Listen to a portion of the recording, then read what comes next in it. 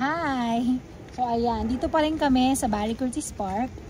Actually, pag napupunta kami ng mga park, si Ate Ayla, napasok kasi yung dila niya.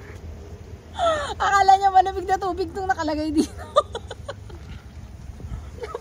So, ayan, tanong-tanong kasi pag may time, di ba? May time naman. Pero hindi ka nagtanong. Ayan, so nagdadala kami lagi ng sarili naming mainit na tubig. Yan, may sarili kaming thermos, dalawa kami mag-asawa. Yan. Okay, I'll show you the other one. Ayan, mga simpleng thermos lang po. Pero mga heavy duty to. Ayan, tapos nagdala kaming tsaa. Kasi nagtsatsaa kami dito kasi malamig nga. So, malamig, tapos mahangin. Ayan na nga. Ayan na nga. So, tamang-tama.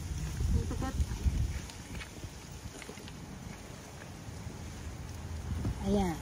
So, prepare lang tayo ng tea. O, yan. Akala mo kasi, hindi kasi nagtanong. Hindi tuloy ako naawa sa'yo. Natawa ako sa'yo. Ay, naku anak. I should have asked. Anyway, ayun. So, ito. This is a chamomile tea. It's my favorite tea. Ilagay ko lang yan dyan. Tapos, ayan, nahanginin na siya. Ayan, so ilagay ko lang yan dyan. Tapos, ayan. Ito na siya. So, ayan, ang hangin talaga. Ayan.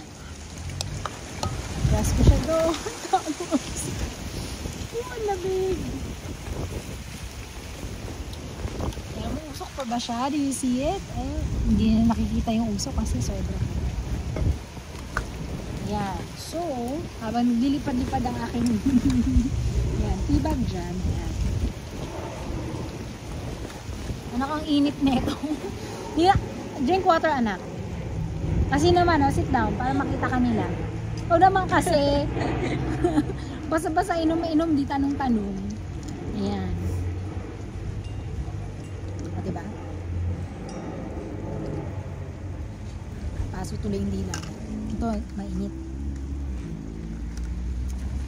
So, ganito lang kasimple actually yung mga gusto namin, yung mga trip namin dito. We go to the park, we bring our hot drinks, yun, hot water, tapos may tea. Nadala rin kaming water, plain water para if you want to drink something or to eat something, wala kang mabibilan kasi dapat may dala ka na. Ayun. Ayan.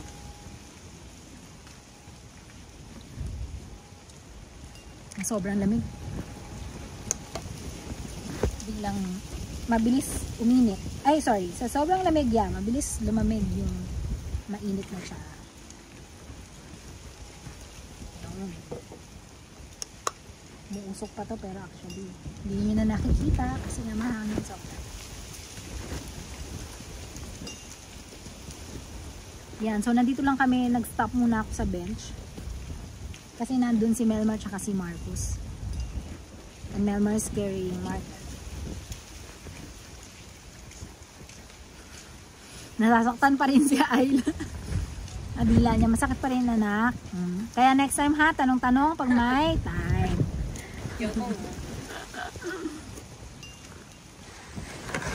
Ay, nahulog. Yan, so nahulog yung camera namin. Ayun. Tingnan muna natin. Anak! Nasaan sila? Nasaan na ba sila? Ito pa rin ang aking tea. Ang tao kaya pinuhos ko muna sa akin. Nahanap natin sila. Sige, baka nandun lang. Yun. So,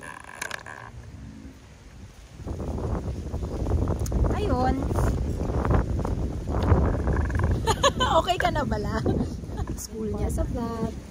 Alam ko anak, huwag kang mag I know. Even if you don't tell me, I know. Pero sabi ko, nag-iba kasi yung pathway namin, nag-iba yung plan namin sa buhay, kaya ganon. We just have to be very open with the changes, with the opportunities that have come our way. Kasi hindi naman namin pwedeng pass up, ayaw ko. Because it's for them actually to be able to finish grade school, in a country as good as New Zealand is a blessing. Diba? Maraming nangangarap. Ganun din.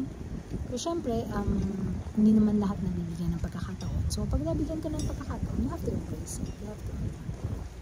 Pero depende yan, kanya-kanya yan. So, di ba naman, kung nabigyan ng chance, hindi pa rin. So, it depends. I mean, but for us, yun ang lagi kong sinasabi sa kanila. Their daddy and mommy are daddy for them. Ayun. So, ang daming realizations dito sa mahangin na part na to ng Barry Curtis Park, no? Ayun. So, ayun na. Sige, maglalakad-lakad lang ulit kami.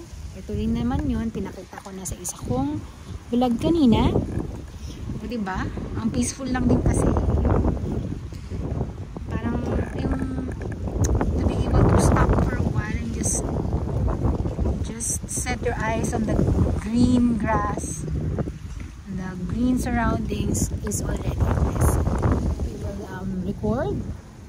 See you next time. Bye! Say bye Ate Aida. Gagaling na yung dila niya sa susunod kasi hindi na napasok. Alright, bye! Thank you!